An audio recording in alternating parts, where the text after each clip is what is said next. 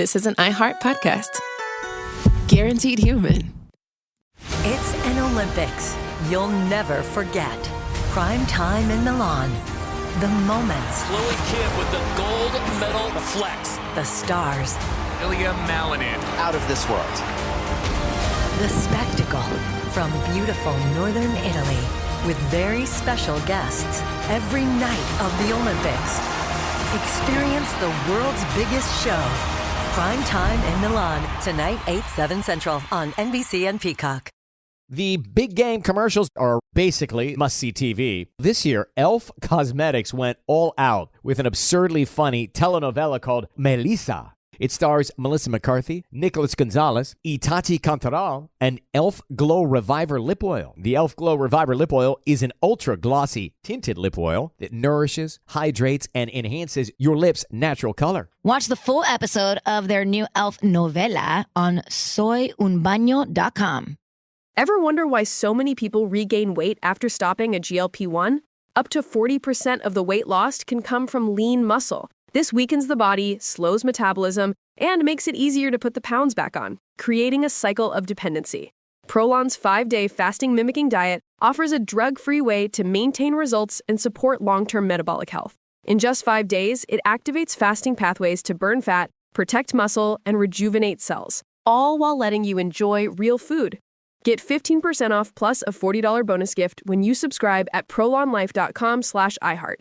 That's prolonlife.com/iHeart. You see it instantly. It's Coldwater Creek, the mark of exceptional workmanship and signature touches inspired by a Mountain West heritage. Distinctive styles created from quality fabrics, silhouettes perfected with just the right drape, feel-good fits offering ease of movement, and thoughtful details to elevate your look. Coldwater Creek's authenticity is embodied in every piece, embracing its confident spirit that carries through to today. Discover Coldwater Creek clothing, designed to fit your life the way you want. For a wardrobe you can count on season after season, visit coldwatercreek.com. Shop the new spring collection at 20% off $75 or more with code IHEART20.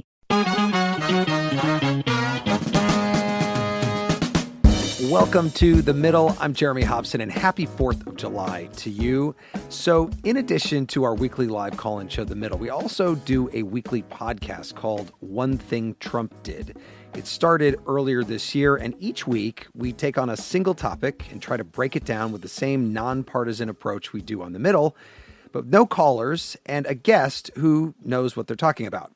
This hour, because of the holiday, we are bringing you 3 pieces of 3 episodes of One Thing Trump Did. First, we're going to talk about attacks from the Trump White House on law firms that the president sees as his enemies. Next, we'll look at cuts to U.S. foreign aid and particularly to HIV and AIDS funding in Africa. And finally, we'll bring you part of our live event in Denver, looking at how deportations are playing out in and around the Mile High City. That's all coming up this hour. So let's start with the law firms. Former Attorney General Alberto Gonzales, who served under George W. Bush, joined me on the podcast in April. President Trump had issued an executive order against the storied law firm Covington and Burling, stripping its lawyers of security clearances, among other things, in retribution for providing pro bono legal services to Jack Smith, who was prosecuting cases against Trump for the Justice Department. Trump also went after Perkins Coie, Paul Weiss, Jenner and Block, Wilmer Hale, and other law firms. I asked Alberto Gonzales if this was what it looked like, retribution. It certainly appears to be retribution. I guess if I had a conversation with him, I would ask him, is this solely based on retribution? But it may also be a calculated way to minimize the effectiveness of challenges to what he's doing as president today, because many of these are being challenged. They're going to be challenged in court, which means law firms have to be involved. And so this may be his way of handicapping or hurting those firms and thus making the challenges against his policies less effective. So it could be that. I don't know the man. I've only met him once. I'm inclined to give people the benefit of the doubt, but I would have to admit it certainly appears to be retribution. And I think, first of all, it's petty. And secondly, I think it's dangerous given the enormous power the President of the United States, every president wields. And I think to do something like this for petty purposes, as I said, I think is dangerous. For people who are not law school graduates, why is this such a big deal to, even if it's not retribution, even if it's just to try to handicap some of these law firms from being able to represent anybody who's suing him and trying to stop his agenda? Why is it a big deal for the President of the United States to be specifically signing executive orders against some of the biggest law firms in the country? Well, I mean, because it is the law firms that vindicate the rights of every American citizen, of every American company. You know, going to court requires, particularly on difficult legal issues, the assistance, the guidance, the expertise of law firms. And if they're unwilling to do that because they're going to be scared of making the administration angry, I think that's a dangerous place to be. That's not the America, certainly not the America that I know. I think that lawyers and law firms have a special obligation to protect the rule of law. The rule of law is what gives us predictability in our lives. It makes sure that our property rights are respected, that our personal privileges are protected, and all of us play a role in advancing the rule of law. For example, simply serving on a jury, that advances the rule of law.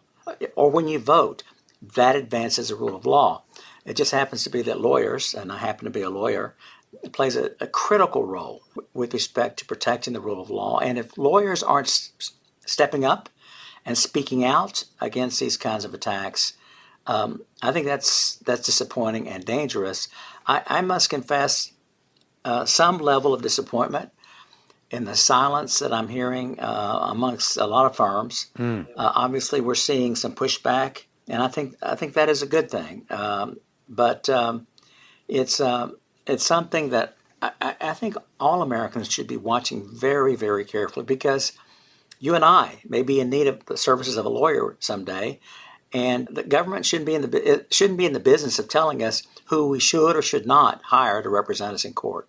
What do you think of the firms like Paul Weiss and Skadden that have settled the matter to try to just stop the bleeding, I guess, but also upset a lot of their employees and others? I don't know the financial situation of these firms. I'm assuming they're quite profitable. I don't know what kind of pressure they got from key clients. So let me put that aside. But as a general matter, I too am disappointed, because I don't think it is going to any kind of pressure from the administration is going to go away. I think it will encourage the administration to do this to other firms.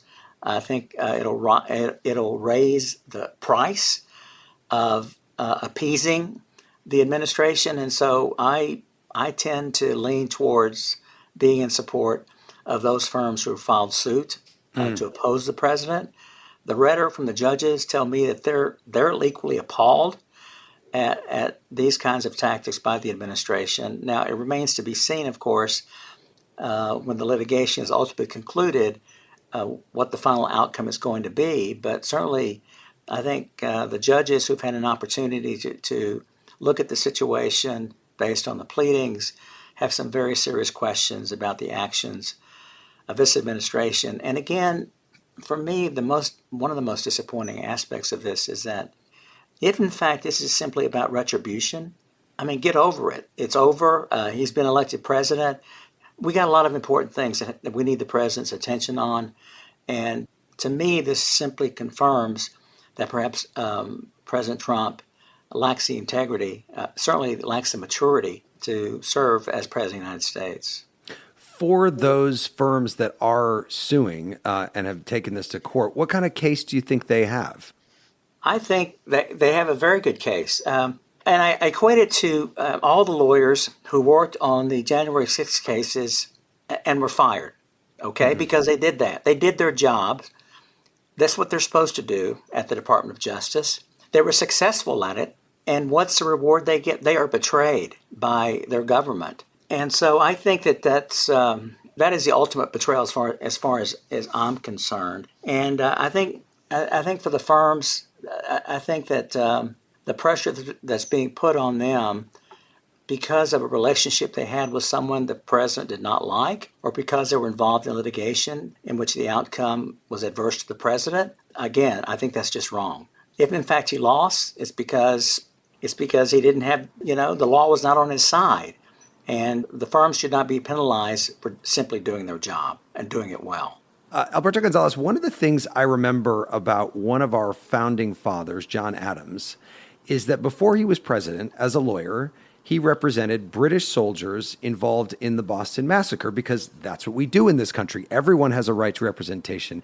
What does it mean for the president to go after lawyers who represented people on the other side of a case that he was in?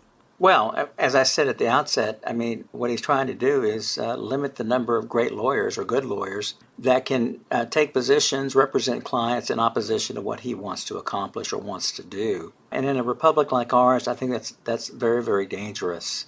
The President of the United States obviously wields a great deal of power in our country under our Constitution, and he obviously has the discretion to exercise that power as he sees fit.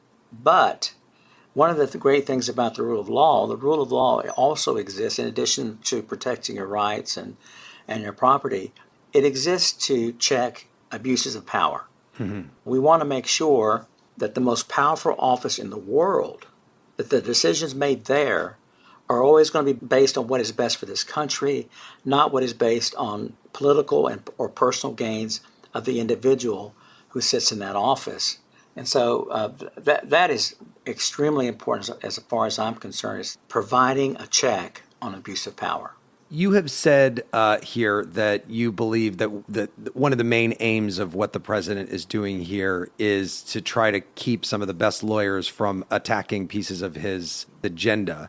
But even if the firms do settle with the president or fight him in court and win, do you think that he's already done what he needs to do, which is essentially to bully them into not representing clients who might be opposed to him politically? Maybe. We'll have to wait and see. You're right. It certainly sends a message, a chilling message, some might say. But I don't think we really know the outcome of this battle. And I do consider it sort of a battle or a struggle. So, I think as more and more firms step up, I think you're going to see the tide turn. And I think, I'm at least hopeful that you'll see the efforts by the administration to cause fear in the halls of law firms around the country. I'm hopeful that those efforts will diminish. There's a lot that's going on that many people feel is outside the law, including sending migrants to a third country without any due process, or deciding not to spend money that Congress has already appropriated. How does what's happening with the law firms play into that, and how do you feel about it as a former Attorney General of the United States?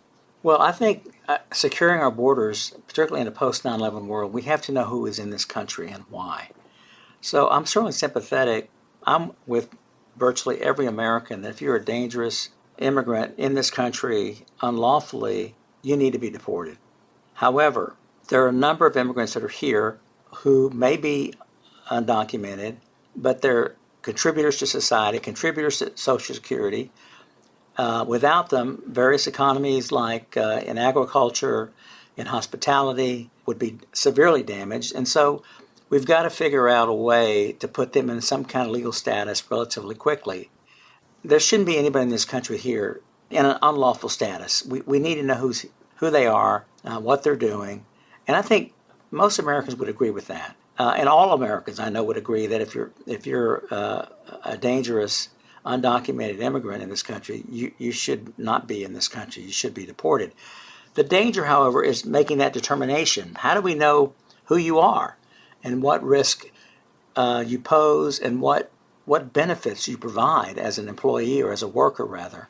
And that's where you need to have, I think, an ordered process, not one that's rushed in the dead of night. People are rounded up and simply flown away. And I suspect most of the individuals, if not virtually all, deserve to be rounded up and deported, and they are dangerous.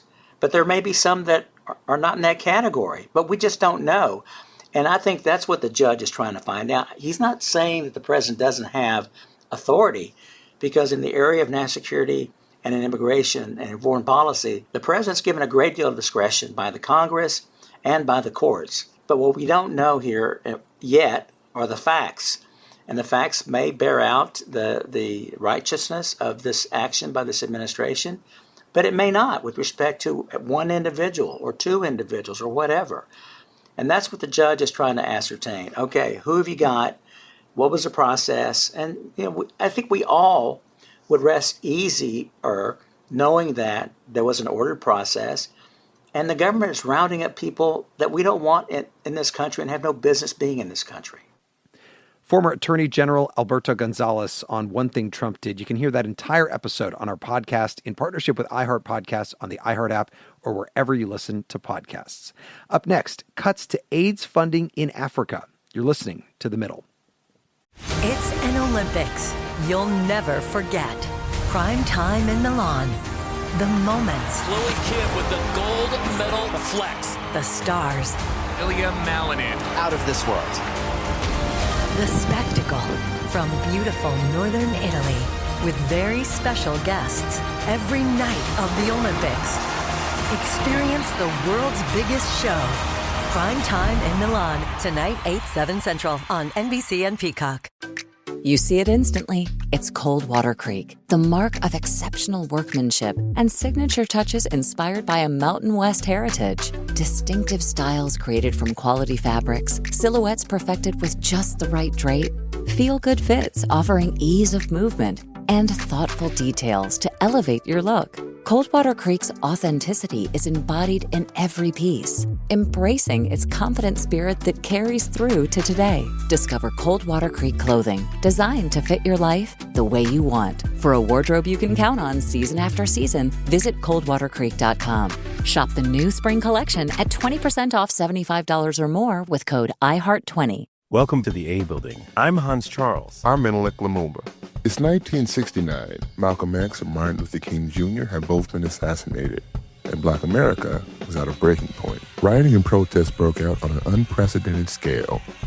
In Atlanta, Georgia, at Martin's alma mater, Morehouse College, the students had their own protest. It featured two prominent figures in Black history, Martin Luther King Sr. and a young student, Samuel L. Jackson. To be in what we really thought was a revolution. I mean, people were dying. 1968, the murder of Dr. King, which traumatized everyone. The FBI had a role in the murder of a Black Panther leader in Chicago. This story is about protest. It echoes in today's world far more than it should, and it will blow your mind.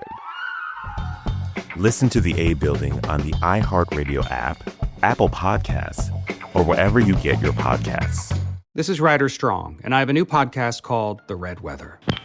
It was many and many a year ago in a kingdom by the sea. In 1995, my neighbor, Anna Trainer, disappeared from a commune. It was hard to wrap your head around. It was nature and trees and praying and drugs. So no, I am not your guru. And back then, I lied to my parents, I lied to police, I lied to everybody. There were years, Ryder, where I could not say your name. I've decided to go back to my hometown in Northern California, interview my friends, family, talk to police, journalists, whomever I can, to try to find out what actually happened. Isn't it a little bit weird that they obsess over hippies in the woods and not the obvious boyfriend? They have had this case for 30 years. I'll teach you sons of to come around here with my wife. Boom, boom. This is The Red Weather. Listen to The Red Weather on the iHeartRadio app, Apple Podcasts, or wherever you get your podcasts. This is The Middle. I'm Jeremy Hobson, and this hour for the holiday, we are taking a listen to parts of 3 episodes of our weekly podcast extra called One Thing Trump Did. Each week, we pick a single thing the Trump White House is doing and break it down in a nonpartisan way. For this segment, we're looking at something that happened early on in Trump's term when the White House stopped all foreign aid, including for HIV and AIDS relief in Africa. The program PEPFAR, or the President's Emergency Plan for AIDS Relief, was launched in 2003 and is credited with saving more than 20 million lives by providing HIV medication. But it was also lumped in with all other foreign assistance, which the Trump administration paused on day one. I spoke with Jen Cates, director of the Global Health and HIV Policy Program at KFF, and I started by asking her to give us the basics on PEPFAR. Right. So going to the basics and going back to a time before PEPFAR existed, where I've been working on HIV issues for long enough that I do remember that time. And at that time, virtually nobody in sub-Saharan Africa had access to HIV treatments. like we did in the United States at the time. And it meant that if you got infected with HIV and you lived there in that part of the world, you almost assuredly died. As you had mentioned, President George W. Bush created PEPFAR, which has, it's not overstating it to say that it has completely changed the trajectory of the HIV epidemic in sub-Saharan Africa and turned around what was going to be a devastating impact on the continent. The way that it has worked over the past 20 plus years, since it had to actually build a lot of the health system that was needed to deliver HIV drugs, HIV prevention, HIV services, it had created a funding system where it provided grants and contracts to many thousands of implementing organizations, NGOs, private entities, universities, and countries themselves. And through this large network all over the world, began implementing programs from antiretrovirals to, like I said, prevention and a whole range of services. So it really worked through organizations to deliver services and help to create health infrastructure in countries, in about 55 countries. And when you say antiretrovirals, these are basically medications that people with HIV would take every day that keeps the virus undetectable, makes it impossible for them to transmit to other people. And then when you say prevention, this is what's called PrEP, which can be taken by people who are HIV negative to keep them that way. Exactly.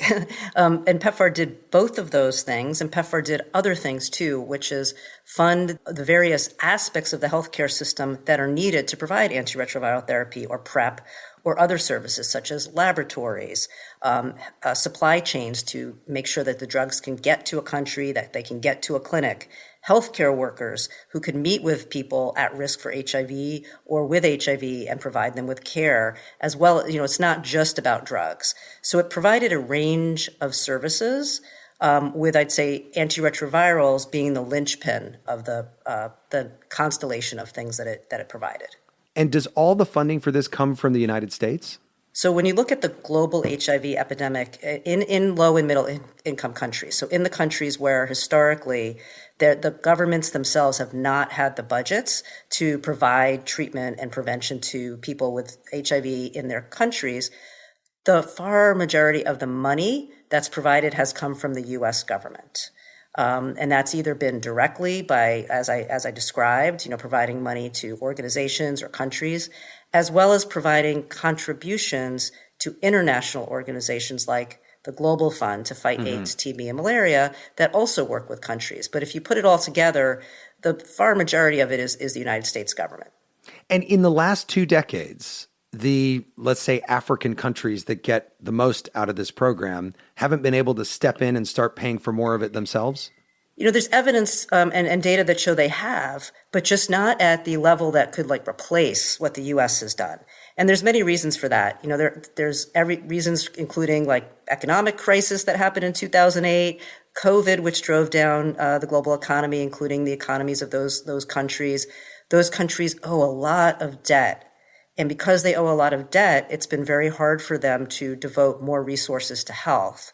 But frankly, the other reason is that the U.S. government and other donors haven't really pressured them as much to do that work historically. So you put that all together, and there was a situation where the U.S. was footing most of the bill, and those countries were either not able to fill in much more, or just didn't. So that was a bit of a challenge, and it had been raised increasingly by Congress and others. Okay, so here's the part of the conversation that as many articles as I read, I probably won't be able to figure out the actual answer, and maybe you can help. So The State Department says that PEPFAR is exempt from the funding pause at USAID, but some people on the ground are saying that's not the case. The money is not flowing. What is going on with it right now? So what happened was, on day one of the second Trump administration, an executive order came out that said, we are undertaking a 90-day review of all of our foreign assistance.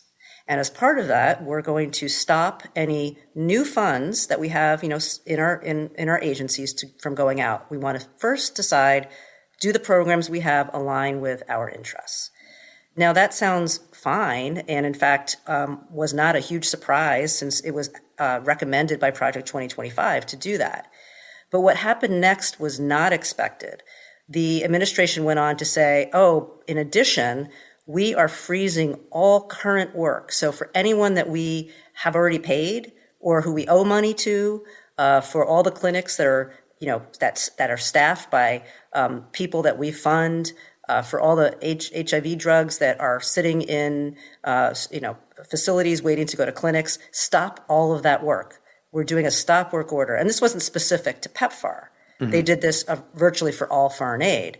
And they froze all of the payments and all of the work. And as you can imagine, that created a very challenging situation. A few days after that, the Secretary of State, Secretary Rubio, had already announced that they were going to not freeze anything that was considered humanitarian life-saving treatment.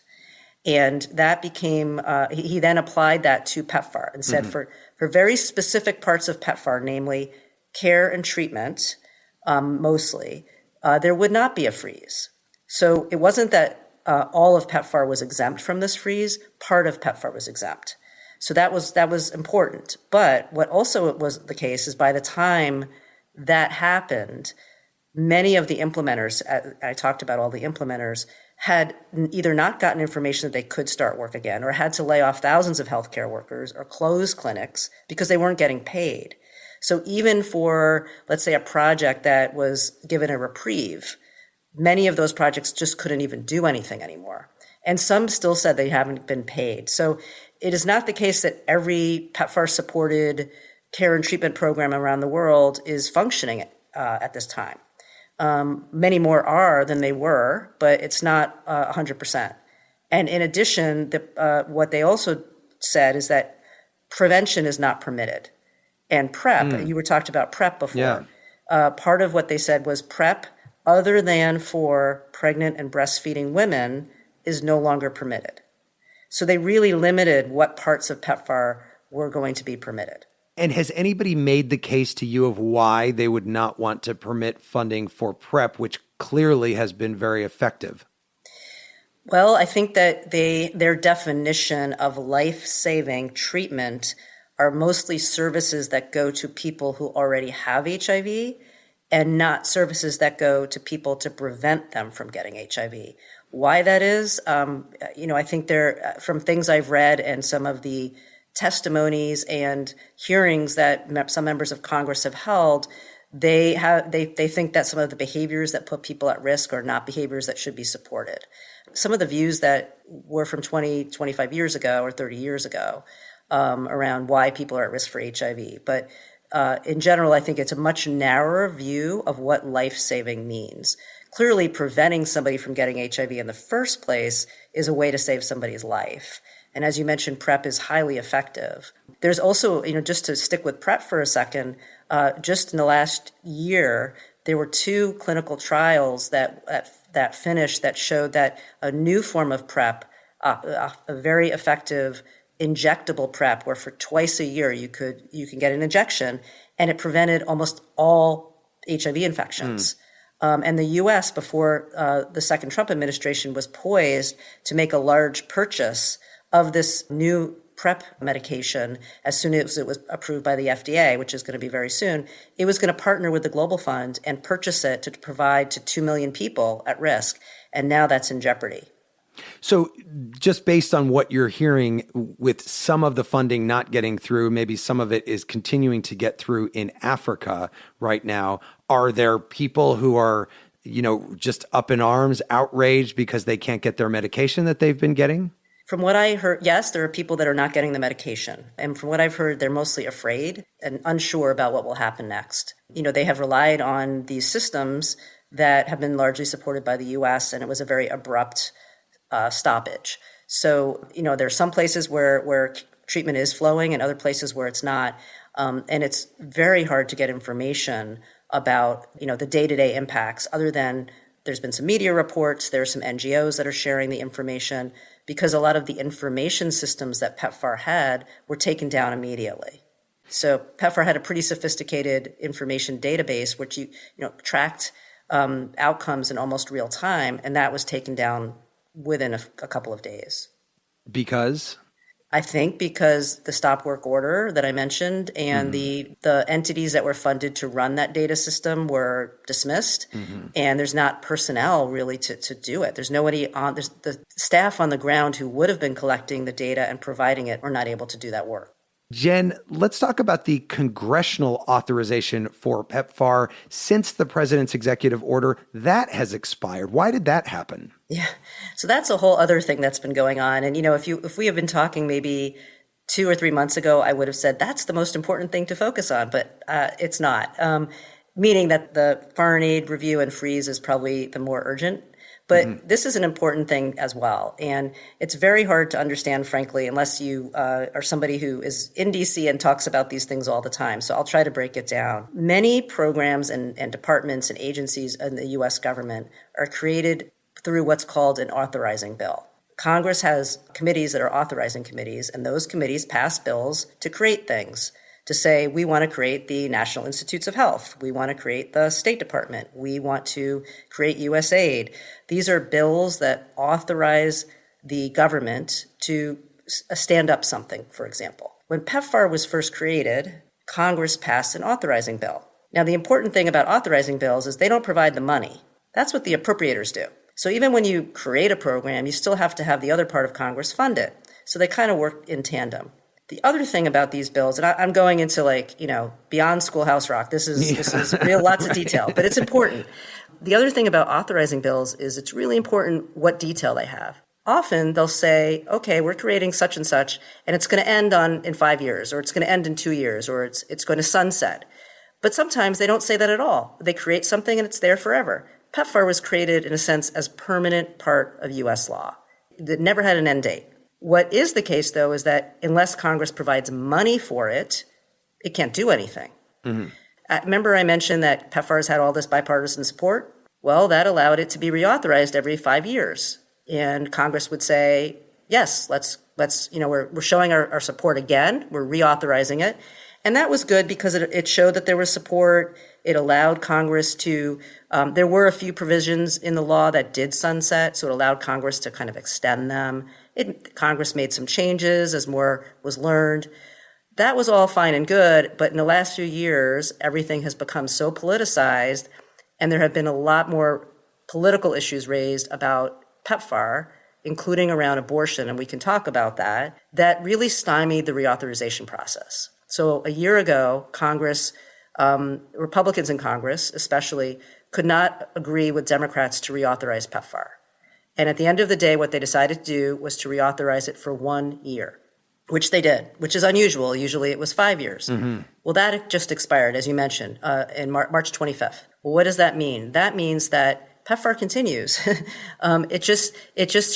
was, I think, symbolically a bit of a challenge because Congress was not able to sort of make the statement that it wanted to reauthorize this program. But the program doesn't end. The only practical things that happened were there, as I mentioned, a few things in the bill that sunset, meaning they ended, they're no longer requirements. Congress would have to do something to make those continue. But it doesn't really have a day-to-day impact on the program. What has a much bigger impact on the program is if the administration decides not to spend the money that Congress is giving to it, which doesn't usually happen, but is happening right now. And when you mention abortion, this is because I think there was a clinic, or maybe there were more than one clinic that had provided abortions and also was getting money for PEPFAR. So U.S. law prohibits the use of federal funds, international funds for abortion. And that's been long standing. And that's a very hard line. And not one that PEPFAR has, PEPFAR has always been very clear about that, as have foreign aid programs. What happened was that it was discovered, and PEPFAR has had guidance and all of these things, and there's trainings. What happened is it was discovered that I think a couple of nurses that were supported by PEPFAR, their salaries were supported by PEPFAR, had never had the training and were providing abortion services. That got discovered, it stopped, and it finally, I think the government paid back PEPFAR about $4,000, but it was a violation.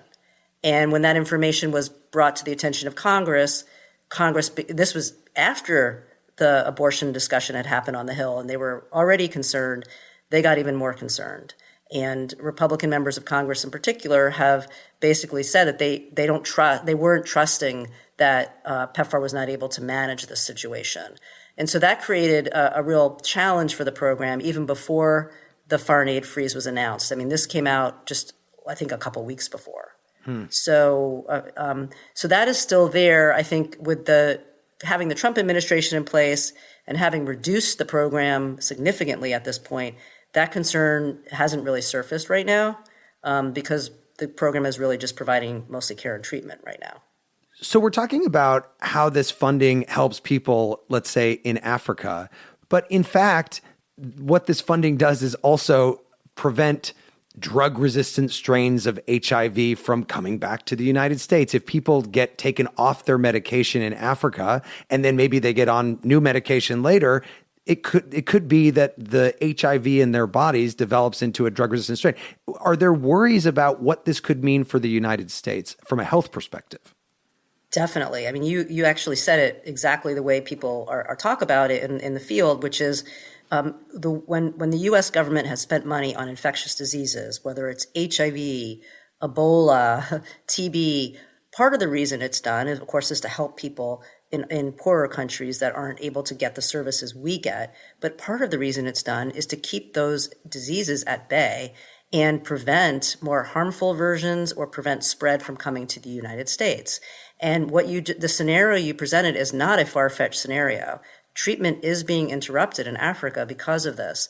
And it could lead to drug resistance, which is a real problem for people with HIV who will not be able to get medications eventually that could help them. It could also create the spread of a drug-resistant virus. It's hard, I think, for an average American to understand that trying to control infectious diseases in other countries that they may never go to has an impact on our lives, but it does. It's like the same thing with public health. You don't know it's not working until something happens. Mm-hmm. Mostly you go about your day and you don't think about it because the system is working to mitigate that risk. That was Jen Cates, director of the Global Health and HIV Policy Program at KFF. Up next, we'll talk about how the Trump administration's aggressive deportation policy is playing out at the local level with a panel of reporters and advocates in Denver. Stay with us. You're listening to The Middle. It's an Olympics you'll never forget. Prime time in Milan.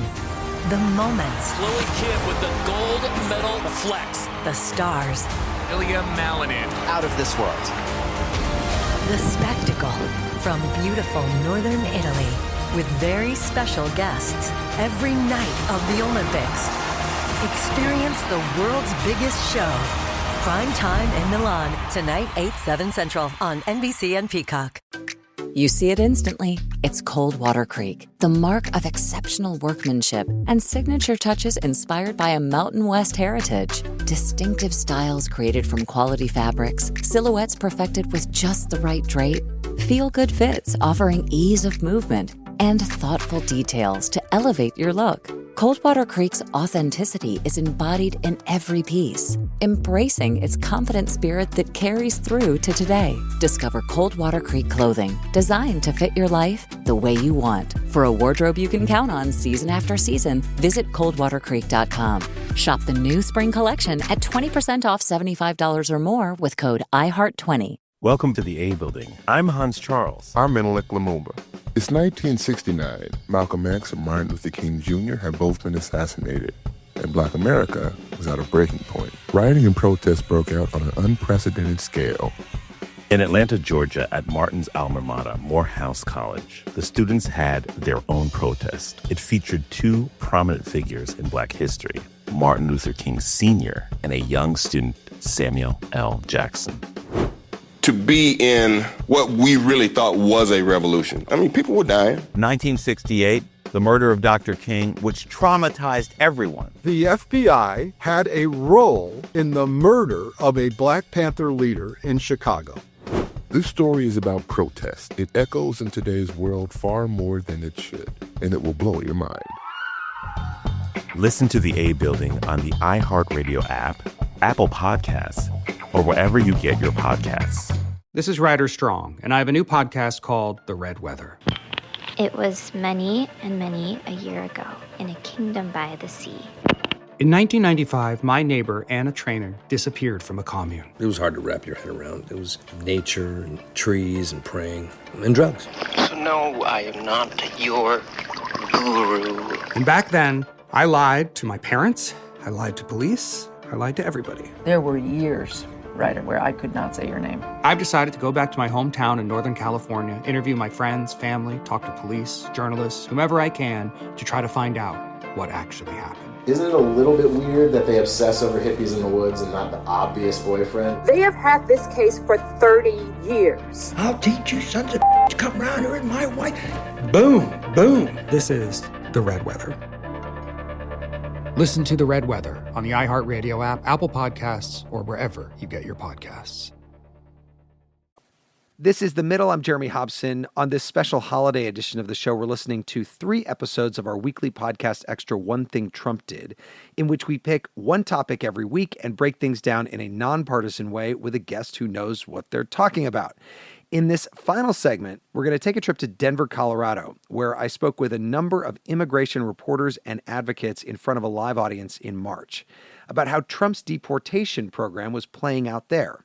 My guests were Kyle Harris, a reporter with Denverite, Allison Sherry, Colorado Public Radio's immigration and justice reporter, Andrea Loya, executive director at Casa de Paz, which offers outreach and support to people who are released from the Immigration Detention Center in Aurora, Colorado, and Jordan T. Garcia, the program director for Coloradans for Immigrant Rights.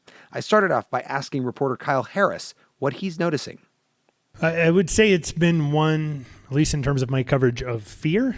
There has been, I spend a lot of time with families. I spend a lot of time with folks who are going through the process of seeking asylum, trying to figure out how to build a life here. And those communities are really radically terrified. The other beat that I have is covering the mayor's office. And so, the mayor has been dragged to Washington as part of a congressional investigation into so-called sanctuary cities. And that has also created quite a lot of heightened political tension here as well. And Denver is a sanctuary city.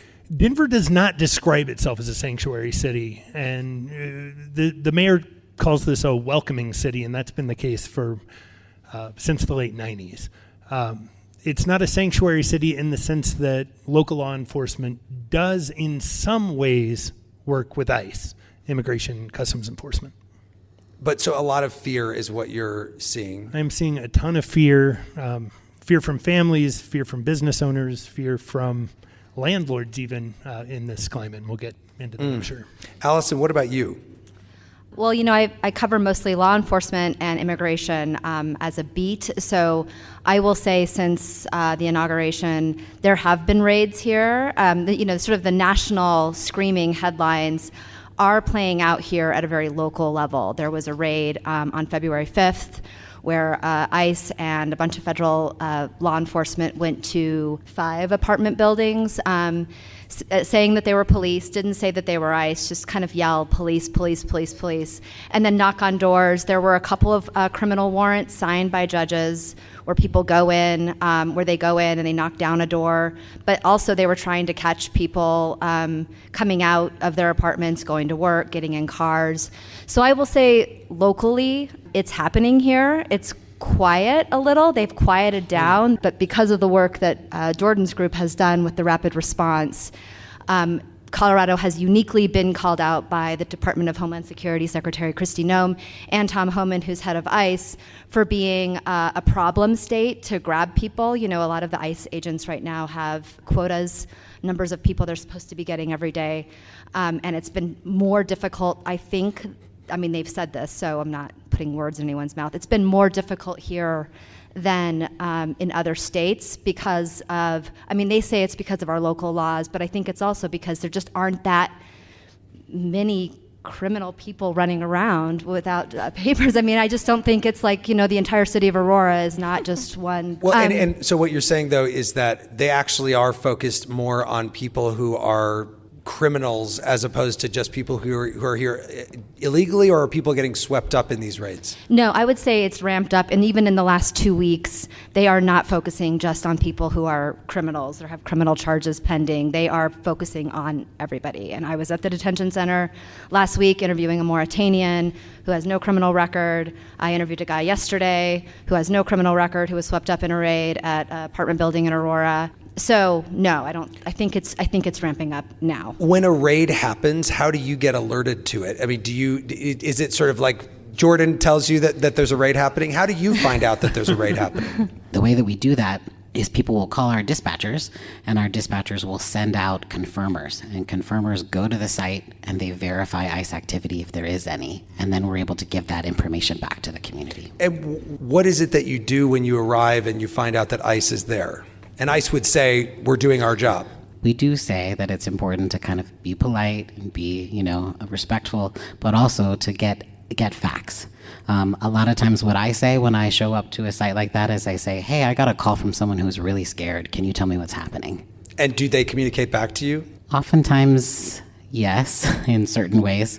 I'll tell you one thing is that most police officers do not like to be mistaken for ICE. So if they are police officers, they will give you their card in Denver, or they'll give you their some information about themselves. They do not like to be confused with ICE. ICE is very unliked. So a lot of times we are able to get accurate information to people. If it is ICE, oftentimes what they'll do is they'll tell us, we're here with drug enforcement, or we're here with alcohol, tobacco, and firearms, or something like that. And do you agree with Allison's description of the fact that the raids were happening early on in the Trump administration and maybe they've quieted down a little bit since then? I think the force that we saw on February 5th was pretty intense. I would say there were at least 100 or more officers, which just the tax dollars alone is alarming. But since then, we've seen smaller type operations. Mm-hmm. Yes. And you should say what you guys were doing on February 5th, because I don't think the audience probably knows or can picture what the rapid response was doing, which, and I think, forgive me if I'm wrong, but you guys were out there with megaphones, yelling rights in Spanish. Don't leave your door. Don't leave your apartment right now. You don't have to answer. You don't have to unroll your car window. You don't have to stop. You don't have to. I mean, you were yelling it in Spanish and English. So that's exactly what happens. And so I'm the executive director at CASA, but like Jordan said, everybody goes on the ground. We work closely together. And so once you're a confirmer, or once you're a part of an organization, you drop whatever you're doing and you go confirm on a site. And so we have megaphones I have a megaphone in my car. I have flyers that I'm ready to give out. So that's another thing. It's even when you arrive on sites and ICE is already gone, or it wasn't ICE, it's being able to provide people this information. And so really that's what it was. It was on February 5th. It's providing Know Your Rights information. Don't open the door if people don't have a warrant. You have the right to remain inside your apartment. You have the right to remain silent. You have the right to ask for them to give you that warrant or assure you the piece of paper under your door. You don't have to make that physical contact with them. And so it's really just spreading this information that keeps people out of detention. Like Allison mentioned earlier, they were showing up on February 5th yelling, police, police, police. That's scary. The guy that she's talking about. You're saying ICE was yelling police, police, yeah. Yeah. which is not correct because they're ICE, technically, they're so ICE. A lot of people, I'm an immigrant. I was born in Mexico City, but I grew up in Aurora. And so when people talk about Aurora, it's very interesting because I actually grew up there. And if you hear police come to your door and you're an immigrant, you're going to open the door because that's scary and you're told that you're supposed to follow the law. And so by them doing that and opening the door to what actually was ICE, they found themselves in handcuffs. And now we've seen that is exactly what happened. So we're talking about simply knowing that when it's police, you have to give them your name and your date of birth. But when it's ICE, you don't have to talk to them. And police don't like to be tagged together with them because they need to solve crimes. Their number one job is to solve crimes, whether they're a federal law enforcement agency, the Drug Enforcement Agency, the ATF, Denver Police, Aurora Police. They're not worried about immigration status. So if they're all lumped together, who's going to report a crime? if they're worried that ICE is going to be rounding them They up. lose the trust of the They community. lose the trust of the community. President Trump has put a lot of attention on Aurora, Colorado, as we said. He said it was taken over by Venezuelan gang members. The mayor of the city said that was exaggerated. The president said he would launch something called Operation Aurora. Kyle, I know you have done some reporting on what happened in Aurora. Why did that become such a focus for President Trump? Well, it started really over the summer. So in the summer, CBZ Management, which was a property management company, contracted with a Florida PR firm who basically started pushing this idea that Tren de Aragua, a Venezuelan prison gang, had taken over a series of apartments in Aurora. Danielle Jurinsky, who's a councilwoman in Aurora, took the mantle on this, and it was a loud public conversation. There was video that showed armed men going through one of CBZ's apartment complexes. That video went viral, and the idea of Tren de Aragua being like the scariest gang in the world really in some ways seemed to have taken off around Aurora, Colorado. We did not see firsthand some massive gang presence. We saw a lot of families. We saw a lot of community, people who were trying to get by day to day. But the national narrative spun this idea of a gang takeover so thoroughly. And really, those apartment buildings, I mean, they were what Aurora Mike Kaufman described as slums and described them as out-of-state slumlords. They were in rough condition, and the management company was really looking to get out of a legal struggle with the city of Aurora, and more recently now with Denver. In fact, one of the folks with CBZ is on a warrant right now, has a warrant right now because he didn't show up to court. At any rate, all this pops nationally.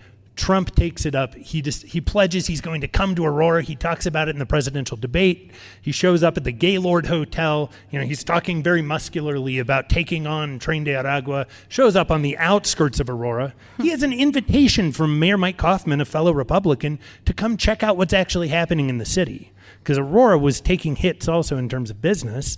Trump does not go to any of the apartment complexes, but he does launch this Operation Aurora, which he described at the time as, you know, the first step of his mass deportation plan. So that is where it took off. And, you know, if you were living here right after Inauguration Day, you were waiting for those raids that we saw on February 5th to explode on day one. We were all on edge, assuming there would be mass ICE raids. That took a couple weeks to happen. It's funny, I didn't see any of that in the 144 character tweets about this that went viral across the internet. No, the ins and outs of CBZ management were not the first thing the administration was concerned about. So, Allison, as you're trying to figure out, as you're reporting on this, who is actually being taken in, caught in these raids, deported, obviously who's being sent on planes to El Salvador in recent days, how much do you know about who it is that is actually being captured and deported? That has been a harder question than you'd think to figure out, because as Andrea has said, they have been completely not transparent about who all these people are. You know, I think us, along with every other media organization, are like, well, who was on the El Salvador plane? Like, can we just give us a list of names, and so we can look up their criminal records? Were they facing criminal charges in the United States? What we have determined is that there are all kinds of people being deported. There are people without criminal records at all who have been put into removal proceedings, including the very prominent Jeanette Vizquera, who is an outspoken immigrant advocate in Denver and Aurora since 2010 about keeping families together, and she's still in detention. And it seems, I mean, her lawyers would say it seems a little bit like a persecution of because she's been very outspoken against the Trump administration and family separation. But we know people like her have been swept up in these raids, but we also know that some people who have serious criminal charges or serious criminal allegations are also getting deported without going through the U.S. criminal justice system.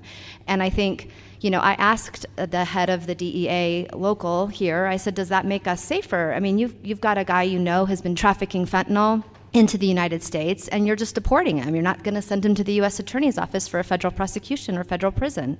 And he's like, It's easier, frankly, to just deport people than it is to actually go through the criminal justice system. These cases are difficult, and maybe he wouldn't get convicted, and then he'd be out on the street again. So that's their line. They do believe that deportations above everything else is sort of the goal. Kyle, let me go back to you and ask how these measures, the deportations, everything, the fear that you talked about, how have they impacted daily life in Denver, the economy? How are people coping with this, even if they're not worried for themselves or somebody that they know? Is it affecting the community and the economy? People are not showing up to shop. I've heard that from business owners who say our clientele's just not coming in, and we're having a hard time making ends meet. Because they are here undocumented and they're worried they're going to be captured. Because folks are here undocumented, or they're simply afraid of ICE. I mean, there are people who are here with citizenship who have told me they are afraid of being deported by ICE. People are just afraid for their friends. And that's a huge thing. Economically, the other thing is, you have a lot of people who have been renting, who are undocumented, who are here and documented, but in ways that maybe the Trump administration does not perceive as legal.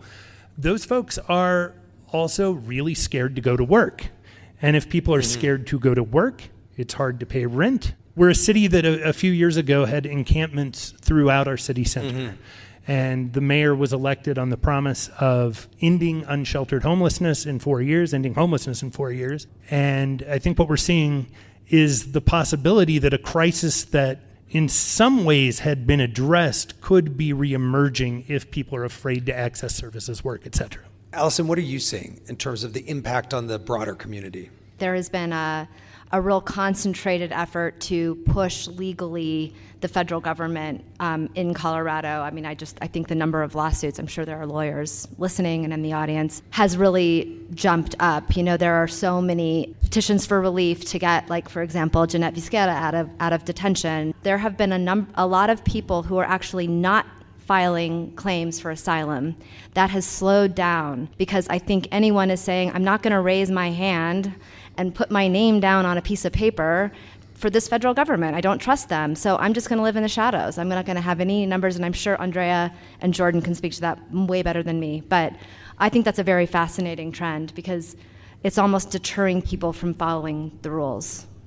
Andrea, for our audience outside of the Denver area, who may have heard all about Aurora from President Trump and others during the campaign, what is happening now? Have a lot of the migrants who were bussed into the Denver area stayed here? Have they left? Like, what's the latest? We saw a lot of people settle, but we also saw a lot of people leave. On our end, in the way that we see people, it's hard to get a good picture of how many people stay and how many people leave. So I would say that in the last year, we saw a lot of people settle, and that's not a thing that we have seen before. Now we're seeing a lot of people who are in community and are still kind of in that resource space, or honestly kind of in that reemerging that Kyle is talking about, like that crisis that we are maybe see again, where people are going to end up unhoused. The other thing is it was very chaotic in the way that I think Denver did a lot of things. No, again, like they did a lot of really good things too, but they didn't have program management, right? So a lot of these people were housed halfway. So they weren't provided wraparound services. They were kind of just provided housing, which doesn't allow somebody who doesn't have an understanding of living in another country how to settle. So I think we're going to start seeing a lot of people who didn't essentially get the right assistance the first time around. But on currently on our release end, we are just truly seeing a lot of what Allison is talking about. People with no criminal records, living in community for years and years and years, and then just going to work and getting caught up. These are the people that are getting picked up, not just here, but around the country. That was Andrea Loya, Executive Director at Casa de Paz. Also joining me, Denverite reporter Kyle Harris, Colorado Public Radio immigration and justice reporter Allison Sherry, and Jordan T. Garcia, who's Program Director for Coloradans for Immigrant Rights. That conversation was recorded in March. And again, these three snippets that we've heard this hour are part of our weekly podcast extra, One Thing Trump Did, which you can find by subscribing to The Middle, wherever you get your podcasts. The Middle is brought to you by Long Nook Media, distributed by Illinois Public Media in Urbana, Illinois, and produced by Harrison Patino, Danny Alexander, Sam Bermastaz, John Barth, Annika Deschler, and Brandon Kondritz. Our technical director is Steve Mork. Thanks to our satellite radio listeners, our podcast audience, and the hundreds of radio stations that are making it possible for people across the country to listen to The Middle. I'm Jeremy Hobson. I'll talk to you next week.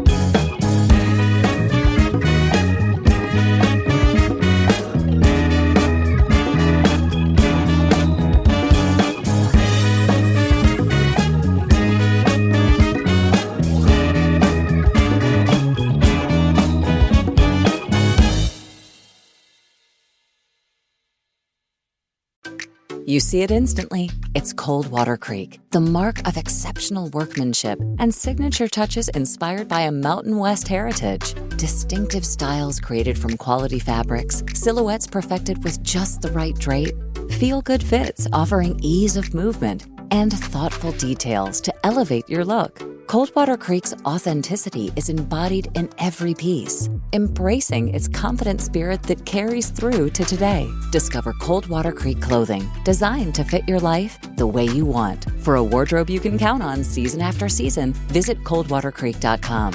Shop the new spring collection at 20% off $75 or more with code IHEART20. Over the last couple years, didn't we learn that the folding chair was invented by Black people because of what happened in Alabama? The Montgomery Brawl. This Black History Month, the podcast Selective Ignorance with Mandy B unpacks Black history and culture with comedy, clarity, and conversations that shake the status quo. The Crown Act in New York was signed in July of 2019, and that is a bill that was passed to prohibit discrimination based on hairstyles associated with race. To hear this and more, listen to Selective Ignorance with Mandy B from the Black Effect Podcast Network on the iHeartRadio app, Apple Podcasts, or wherever you get your podcasts. 1969. Malcolm and Martin are gone. America is in crisis. And at Morehouse College, the students make their move. These students, including a young Samuel L. Jackson, locked up the members of the Board of Trustees, including Martin Luther King Sr. It's the true story of protest and rebellion in Black American history that you'll never forget. I'm Hans Charles. I'm Menelik Lumumba. Listen to The A Building on the iHeartRadio app, Apple Podcasts, or wherever you get your podcasts. This is Ryder Strong, and I have a new podcast called The Red Weather. In 1995, my neighbor, Anna Trainer, disappeared from a commune. It was nature and trees and praying and drugs. So no, I am not your guru. And back then, I lied to everybody. They have had this case for 30 years. I'm going back to my hometown to uncover the truth. Listen to The Red Weather on the iHeartRadio app, Apple Podcasts, or wherever you get your podcasts. This is an iHeart podcast. Guaranteed Human.